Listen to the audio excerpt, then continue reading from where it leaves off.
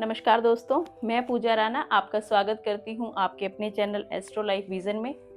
जैसा कि आप सभी जानते हैं कि होली आ रही है, साल का पहला बड़ा फेस्टिवल। तो इसी के साथ साथ चंद्र ग्रहण भी 3 तारीख को पड़ रहा है। तो क्या चंद्र ग्रहण पर हम होलिका दहन कर सकते हैं? क्या चंद्र ग्रहण पर हम पूर्णमासी का व्रत रख सकते हैं? क्या पूर्णिमा मना सकते हैं? तो इन्हीं सभी जानकारियों के साथ आज हम आए हैं हमारी एस्ट्रोलॉजर अंजू जी के साथ और स्वागत करते हैं उनका अपने चैनल पर। नमस्कार अंजू जी। नमस्कार पूजा जी। नमस्कार दोस्तों। सबसे पहले तो हम ये चंद्र ग्रहण के बारे में जानना चाहेंगे। बिल्कुल। कि जैसे कि अभी कहा जाता है कि अब ये जो दिन चल रहे हैं, होलाष्टक के भी दिन चल रहे हैं, बड़े जादू टोने ये सब चीजें भी होती हैं। जी। तो सबसे पहले तो हम जानना चाहेंगे कि क्या है चंद्र ग्रहण और ये क्यों लगता है, क्यों इस टाइम पे पड़ा है और इसके क्या प्रभाव किन किन राशियों पे ज्यादा पड़ेंगे। बिल्कुल तो बिल्कुल। सबसे पहले तो जानेंगे ग्रहण के बारे में। जी, तो चंद्र ग्रहण के बारे में बात करते हैं। बेसिकली चंद्र ग्रहण होता क्या है जी, ठीक है, किन ग्रहों की वजह से चंद्र ग्रहण लगता है और चंद्र ग्रहण बनता कैसे है। देखिए, हम सब ये बात जानते हैं कि हमारी जो पृथ्वी है वो सूर्य के चारों तरफ घूमती है और जो चंद्रमा है वो पृथ्वी के चारों तरफ घूमता है। जी, ठीक है, अब जब इस दौरान एक समय ऐसा आ जाता है जब हमारी पृथ्वी सूर्य और चंद्रमा के बीच में आ जाती है और जब वो पृथ्वी बीच में आती है तो सूर्य का प्रकाश चंद्रमा के ऊपर नहीं पड़ता। हम सब जानते हैं कि प्रकाश तो हमें चंद्रमा ही सूर्य ही दे रहा है। जी बिल्कुल, है ना। तो अब जब सूर्य का प्रकाश चंद्रमा पे नहीं पड़ता क्योंकि पृथ्वी बीच में आ गई है, पृथ्वी की छाया जो है वो चंद्रमा के ऊपर पड़ती है तो बनता है चंद्र ग्रहण। ये तो हुआ एस्ट्रोनॉमी के हिसाब से। जी। अब हम बात कर लेते हैं ग्रहों के हिसाब से। ग्रहों के हिसाब से चंद्र ग्रहण कैसे बनता है। देखिए, और जैसा आपने बताया कि हम बताएंगे अभी कि किन राशियों के ऊपर इसका ज्यादा प्रभाव पड़ेगा, है ना। तो चंद्र ग्रहण बेसिकली बनता है जब आपके कुंडली के चार्ट में, लग्न चार्ट में बेसिकली जहां पे भी चंद्रमा के साथ राहु या केतु बैठे हो तो वो ग्रहण बना देते हैं। जी जी। ग्रहों के हिसाब से राहु केतु लगाते हैं चंद्र ग्रहण।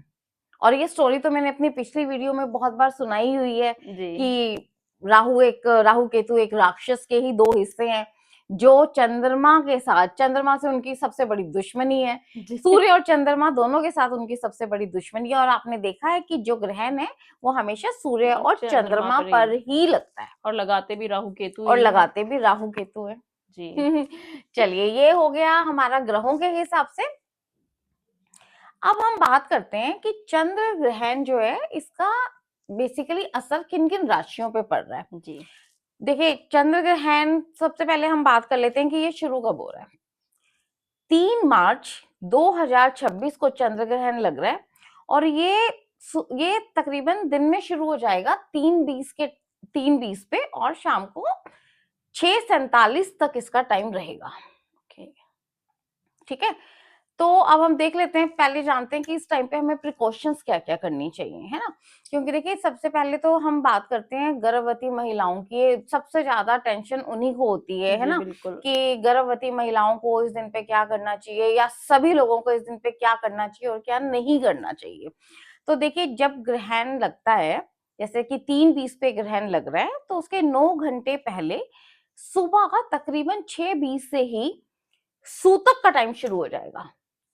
मंदिर बंद रहेंगे। जी बिल्कुल। ठीक है, कोई भी शुभ कार्य इस दिन पे ग्रहण के दिन नहीं किया जाता जी। इनफैक्ट मंदिर में पूजा पाठ या दिया बाती भी नहीं की जाती है ना। मंदिर के कपाट बंद हो जाते हैं। ठीक है, तो मगर पूजा पाठ दिया बाती नहीं करनी, लेकिन आपको इस दिन पे मंत्र जाप का बहुत बड़ा फायदा मिलता है।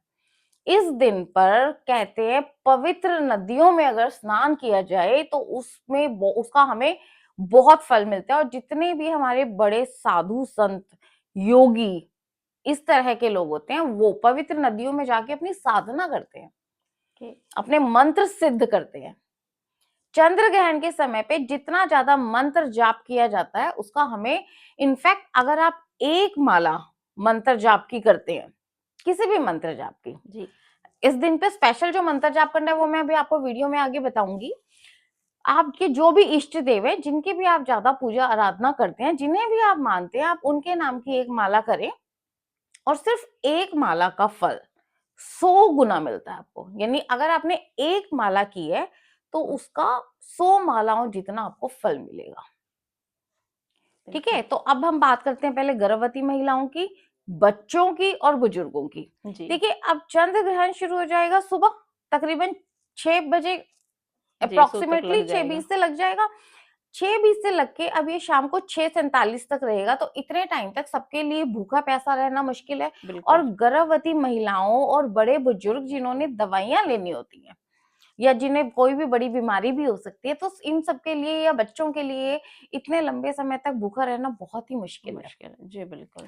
तो देखिए, वो ये सभी लोग, आप अपनी जितनी भी लिक्विड चीजें होती हैं, दूध, दही, अचार, मुरब्बा, ऐसी जितनी भी चीजें होती हैं, आप उसके अंदर कुशा डाल के रखें या तुलसी के पत्ते डाल दें। ठीक है, और सूखी चीजों को, इसमें हम लोगों का सूखी चीजों में भी चाहे तो तुलसी के पत्ते डाल दें, अदरवाइज लिक्विड चीजों का ज्यादा ज्यादा माना जाता है। माना जाता है ना। और जो गर्भवती महिलाएं हैं, वो अपने पीने के जल में भी तुलसी का पत्ता डाल दें और जितना हो सके उसी का सेवन करें, तो वो उनके बच्चे की भी सुरक्षा करेंगे। ये एक सुरक्षा चक्र उनके बच्चे के लिए बन जाएगा। जी बिल्कुल। ठीक है, और जितना हो सके इस दिन पे मंत्र जाप करिए। वो आपके बच्चे की भी त्रिबुद्धि के लिए, आपके लिए, आपके बच्चे के लिए वही एक सुरक्षा कवच का काम करेगा। जी अच्छा देखिए, जैसा कि हम जानते हैं कि चंद्र ग्रहण के दिन पे पूर्णिमा भी पड़ रही है। जी ठीक है, ये भी आगे की वीडियो में हम बताएंगे कि इसे कौन से दिन पे हमने करना है। तो इस बार 3 मार्च को चंद्र ग्रहण के दिन पे अगर आप भगवान विष्णु जी की आराधना करते हैं, क्योंकि देखिए पूर्णिमा का दिन जी बिल्कुल। है ना, होलिका दहन का दिन है, जी और ये कितना बड़ा महासंयोग है, क्योंकि जो पूर्णिमा का दिन है वो भगवान विष्णु का है। अभी आगे आगे वीडियो में मैं आपको बताऊंगी कि होलिका दहन पे भी भगवान विष्णु का बहुत बड़ा महत्व है, हाँ, उन्हीं की वजह क्योंकि से देखिए मनाई जा रही प्रहलाद, है। जी हाँ अभी आगे की वीडियो में सारी इस बारे डिटेल में में बात डिटेल में करेंगे। हम जी बात करेंगे, है ना। तो अगर आप इस दिन पे ओम नमो भगवते वासुदेवाय नमः का मंत्र जाप करते हैं, जी एक माला, कम से कम एक माला अगर आप करते हैं, तो आपको इसका 100 मालाओं जितना फल मिलेगा। जिन्होंने पूरे साल भी अगर पूजा पाठ या मंत्र जाप नहीं किए हैं, उस एक दिन पे करके आप पूरा फायदा उठा सकते फायदा हैं। उठा सकते हैं। यहाँ जी मैं आपको एक चीज और बताती हूँ कि देखो, 4 टाइम ऐसे होते हैं, होली, दिवाली, अमावस और पूर्णिमा। इन दिनों पे मंत्र साधना, तंत्र मंत्र साधना, इन सब का बहुत ज्यादा फल भी मिलता है, और इन्हीं वाले टाइमों पे तंत्र मंत्र भी तंत्र मंत्र, जादू टोना, ये ये सब सब चीजें बहुत बहुत ज्यादा की ज्यादा हो जाती हैं। जाते हैं, तो बिल्कुल। ये वाले जो 4 दिन है ना, इन दिनों पे आपका सुरक्षा कवच यही है कि जितना आप मंत्र जाप करेंगे उतना आप इन सब चीजों से बच जाएंगे, क्योंकि इस दिन पे ना आप कोई शुभ काम कर सकते हैं। अच्छा, और देखिए, जिनके भी, जैसे जो गर्भवती महिलाएं हैं, जी जिनको बच्चे होने वाले हैं या जिनके घर बन रहे हैं, क्योंकि जैसा मैंने आपको बताया कि इन दिनों पे तंत्र मंत्र वगैरह ज्यादा होते हैं, बिल्कुल। तो उन सबको भी अपनी खास ध्यान रखना चाहिए, क्योंकि ये दिन थोड़े से कष्ट वाले होते हैं। जी जी, बाहर निकलने से बचें, बस बाहर गर्भवती निकलने से महिलाएं थोड़ा। बचें और कुछ खाने पीने से बचें, हम्म जितना हो सके अपने घर में रहें और मंत्र करें, मंत्र जाप करें। ठीक है, और जैसा मैंने बताया कि पवित्र नदी में स्नान करने का बहुत महत्व होता है और बहुत पुण्य मिलता है। अब हर कोई तो हरिद्वार नहीं जा सकता या जी पवित्र बिल्कुल, नदी में स्नान करने नहीं नहीं जा जा सकता, सकते, तो बिल्कुल। आप अपने घर में ही उस दिन पे गंगा जल से स्नान करें। ओके, मतलब हम अपने नहाने वाले जल में थोड़ा गंगा जल मिला के उससे स्नान कर सकते हैं, बिल्कुल, तो है आप ना। गंगा जल से स्नान करें। इस दिन पे दान देने का बड़ा महत्व है, और इस दिन पे पूर्णिमा भी पड़ रही है जी ना। तो और चंद्र ग्रहण है। चंद्र ग्रहण बेसिकली क्या होता है, चंद्रमा क्या है, हमारे मन का कारक है, जी हमारे इमोशंस है, और चंद्रमा क्या है, पानी।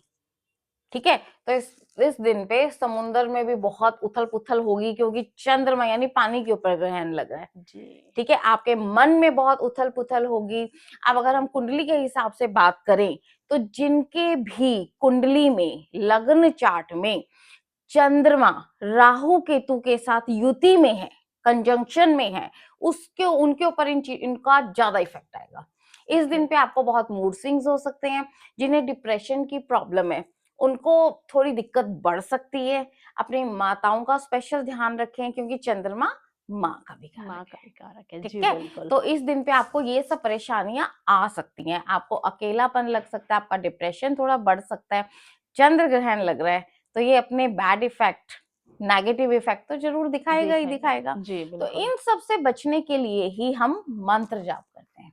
ओके, देखो मुझे लग रहा है कि आप सबको बड़े अच्छे से समझ में आया होगा जितने अच्छे से आपने बताया अंजू जी। मुझे तो बहुत ही अच्छा लगा कि मतलब मंत्र जाप इसका एक एकमात्र निवारण है जिससे हम इससे, और वैसे भी हमारे बड़े बुजुर्ग कहा करते थे कि मंत्र जाप करो तो इससे सूर्य और चंद्रमा जिन पर ग्रहण लग रहा है उन्हें भी शांति मिलती उन्हें है। भी बिल्कुल बिल्कुल, तो हमारा फर्ज मतलब भी बनता है जी उनके लिए उनके लिए भी और वो अपने हमेशा खुद के हमारे लिए लिए। काम करते हैं तो कभी कभी हमें भी उनके लिए कुछ करना चाहिए। बिल्कुल बिल्कुल, तो ये आपका सबसे बड़ा सुरक्षा कवच है इस दिन पे। जी ठीक है, अब हम बात कर लेते हैं राशियों की। जी किन राशियों पर, चार ऐसी वो राशियां हैं जिनके ऊपर चंद्र ग्रहण का बहुत असर पड़ेगा। सबसे पहली राशि है कर्क राशि, कैंसर। जी ठीक है, दूसरी राशि है सिंह राशि, लियो। तीसरी राशि है वृश्चिक राशि, स्कॉर्पियो। जी और चौथी राशि है पाइसेस, मीन राशि। इन चार राशियों पर इस ग्रहण का बहुत असर आएगा। अब देखिए कैसे। सबसे पहले जैसे मैंने भी आपको बताया कि आप अपने लगन चार्ट में देखिए, अगर किसी की भी चंद्रमा के साथ राहु केतु की युति बन रही है तो उनकी कुंडली पे इसका बहुत इफेक्ट आएगा। अब आपने ये लोग जिनके जिनके जिन्हें ग्रहों की थोड़ी नॉलेज है और जी जिनके भी चार्ट में ये युति बन रही है, तो वो लोग क्या करेंगे, कुंडली के टोटल 12 घर होते हैं। ठीक है, अब जिस घर में भी ये युति बन रही है तो उस एक नारियल लेंगे।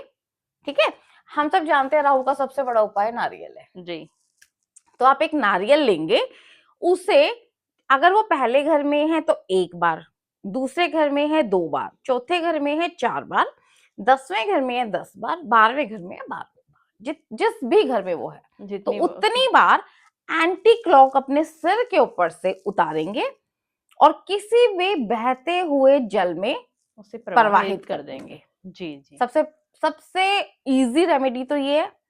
ठीक है, अब हम बात कर लेते हैं कि राशि के हिसाब से।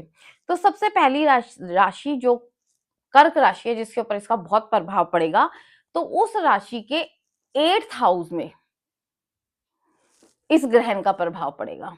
अब 8वां घर हमारा किस चीज का घर है, सडन जो भी देखिए, 8वां घर तो कुंडली का वैसे भी ना सबसे ही खतरनाक घर माना जाता है, है। सबसे कष्टदायी घर माना जाता है। जी 6, 8, 12 हाँ हमारी कुंडली के सबसे कष्टदायी घर माने जाते हैं। ठीक है, तो अब 8वां घर हमारा किस चीज का होता है, वहां जो भी होता है अचानक होता है। अचानक हो जाता है। वो उसी घर से देखा जाता है आपकी हेल्थ, आपकी बीमारी, आपकी एज कितनी रहेगी, आपको जितनी भी हमारे को परेशानियां आती है ना, ज्यादातर वो 8वें घर से आती है और अचानक आती है। अचानक आती है। तो कर्क राशि वाले अपना बहुत ध्यान रखें, उन्हें मूड स्विंग्स बहुत ज्यादा हो सकते हैं। और अगर उन्हें हार्ट की थोड़ी भी बहुत प्रॉब्लम है तो उस वाले दिन पर अपना थोड़ा खास ध्यान रखें। ससुराल की तरफ से दिक्कत हो सकती है उन्हें, और अचानक किसी तरह का लॉस हो सकता है। तो इन दिनों पे जो भी आप डिसीजन ले रहे हैं, जो भी काम कर रहे हैं, थोड़ा सा ज्यादा सोच समझ के करें, या अपने जो भी मेन डिसीजन है उसको थोड़ा सा टला उसको दें थोड़ा अभी। सा डिले कर दें, जी थोड़ा अभी। सा रुक जाएं, होली के बाद विचार विमर्श करके जी जो भी इस टाइम पे आप काम कर रहे हैं ना, उन्हें थोड़ा सा होल्ड कर दें। हो सके तो होल्ड कर दें, क्योंकि इस टाइम पे आपको मूड स्विंग्स बढ़ सकते हैं, बढ़ सकते डिप्रेशन बढ़ सकता है, मानसिक तनाव आपका बढ़ सकता है। ठीक है। ठीक है, अब अगर हम बात करते हैं सिंह राशि के, लियो की, तो इनके ग्रहण का प्रभाव इनके 7वें घर पे पड़ रहा है। अब 7वां घर किस चीज का है, पार्टनरशिप का पार्टनरशिप का। और आपके मैरिज का, आपके जी दाम्पत्य जीवन का, दाम्पत्य सुख का। तो अब वहां पे अगर ग्रहण पड़ रहा है तो जितने भी लोग हैं जिन्हें वैवाहिक जीवन में थोड़ी प्रॉब्लम्स आ रही है, आपस में अनबन कलेश ये सब चल रहा है, तो वो लोग ना अभी किसी भी तरह का डिसीजन ना लें। ना लें बिल्कुल। अगर आप कोई भी गलत डिसीजन लेने जा रहे हैं या गलत विचार आपके मन में आ रहा है, तो ये ग्रहण का ही असर है। ये उसका प्रभाव हो सकता है, तो इसे थोड़ा सा टला दें थोड़ा सा इस चीज को होल्ड पे कर लें। जी। आपको आपस में अगर आपके लग रहा है कि इन दिनों पे कलेश ज्यादा हो रहे हैं या आपस में अनबन हो रही है, तो ना आप अभी थोड़ा सा पेशेंटली काम करें, इस पेशेंस रखें, और होली के बाद इन चीजों में धीरे धीरे आप खुद सुधार देखेंगे, और जल्दबाजी में डिसीजन नहीं ना लेना। ले जी। अब ये अगर पार्टनरशिप का भी है, तो दो पार्टनर्स यानी आपस में आप जितने भी पार्टनर्स हैं, आप बिजनेस पार्टनर्स, तो उनमें भी कोई मनमुटाव हो सकता है, कोई किसी तरह की दिक्कत आ सकती है।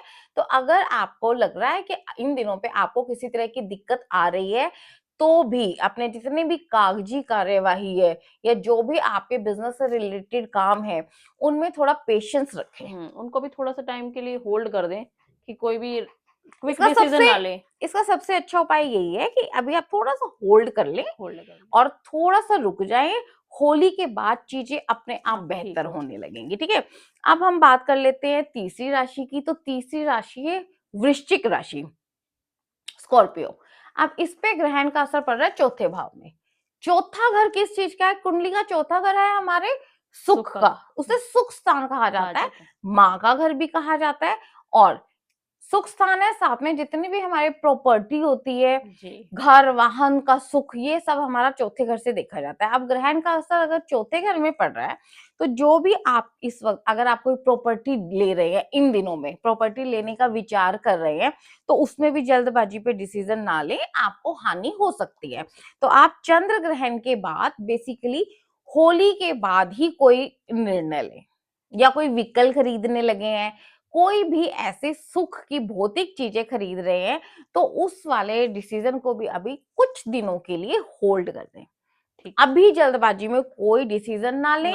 और जिन्हें भी हार्ट से रिलेटेड प्रॉब्लम्स है, हृदय संबंधी कोई भी दिक्कत आ रही है, वो अपना चेकअप अच्छे से करवाएं और अपनी दवाइयों का ध्यान रखें, अपने चेकअप का ध्यान रखें, और चेकअप को निरंतर करवाएं, उसे नहीं टालना। उस चीज का, अपनी हेल्थ का बहुत ज्यादा ध्यान रखना है। बिल्कुल। और ये घर माँ का घर भी है, जी। तो ऐसा हो सकता है कि आपकी मदर को भी कोई दिक्कत आ सकती है। हाँ, तो मदर को भी दिक्कत, शायद मदर से भी दिक्कत आ सकती है कि आपस में झगड़ा कुछ ऐसा हो सकता है। बिल्कुल ऐसा भी हो सकता है, और मदर की हेल्थ को लेकर भी आपको प्रॉब्लम हो सकती है। तो अपनी मदर का आप खास ध्यान रखें, उनकी हेल्थ का ध्यान रखें, और अगर उनके कोई भी चेकअप या टेस्ट हैं, तो उन्हें जल्दी से जल्दी पूरा करवाएं। अब हम बात करते हैं आखिरी राशि जो है मीन, पाइसेस। मीन राशि के 12वें घर पे ग्रहण का असर पड़ रहा है, और मीन राशि वालों की 7.5 भी चल रही है। तो आपके ऊपर देखिए, 12वां घर है तो ऑलरेडी लॉसेस का घर है, इन्वेस्टमेंट का घर है, ठीक है, कोर्ट कचहरी का भी इनका, हॉस्पिटल, जेल है ना, इन सब चीजों का घर है। 8वें घर को भी ज्यादा अच्छा नहीं माना जाता। तो अगर आपके कोई कोर्ट कचहरी के केस चल रहे हैं, या आपके किसी से कोई अनबन चल रही है, दिक्कत चल रही है, तो अभी ना इन चीजों पे खास ध्यान रखना। अभी कोई फैसला मत लेना, कोई कोर्ट केस करना हो या कुछ भी, इन चीजों को भी थोड़ा सा टाल दें। ठीक है, और अच्छा, आपको हो सकता है कोई लॉसेस यहाँ से हो, ये जैसे ये इन्वेस्टमेंट का भी घर है तो आप किसी भी तरह की कोई इन्वेस्टमेंट कर रहे हैं, तो उसके लिए भी अभी तकरीबन होली के 2-4 दिनों बाद तक रुक जाए, अच्छा समय देखकर ही कोई डिसीजन ले, क्योंकि लॉसेस होने के चांसेस हैं। और ये मानसिक शांति को भी खराब करता है 12वां घर। आपकी नींद में भी डिस्टरबेंस हो सकती है चंद्र ग्रहण के इन दिनों पे। तो आपको चंद्र ग्रहण के दिन पे या एक दिन पहले या उस दिन पे हो सकता है नींद की बहुत ज्यादा प्रॉब्लम हो, तो उस दिन पे आपने मेडिटेशन, इसका सबसे अच्छा इलाज है मेडिटेशन। उस दिन पे जितना हो सके आप योग करें।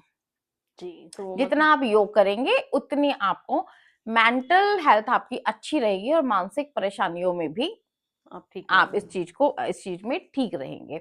तो जैसा मैंने बताया चंद्र ग्रहण पे, अब जैसे ये तो हो गया कुंडली के हिसाब से, सभी को कुंडली देखनी या ग्रहों की नॉलेज नहीं होती। तो अगर आपने चंद्र ग्रहण वाले दिन कोई उपाय करना है, तो आप उस दिन पे एक तो चावल दान करें, अन्न दान करें, ठीक है। और जिन्हें नहीं ग्रहों की नॉलेज, वो भी, हर कोई इस चीज को कर सकता है। आप नारियल लें, नारियल लेके 7 बार अपने सिर पे से एंटी क्लॉक उतारें, और उसे चलती हुई पानी में, बहते हुए जल में प्रवाहित कर दें। ये सबसे अच्छी रेमेडी है चंद्र ग्रहण के नेगेटिव इफेक्ट्स को दूर करने की। तो देखिए, मुझे लगता है आपको ग्रहण के बारे में बहुत कुछ पता चल गया होगा, जितना डीपली जाके इन्होंने बताया है, बहुत ब्रीफली, बहुत अच्छे से समझाया है अंजू जी ने।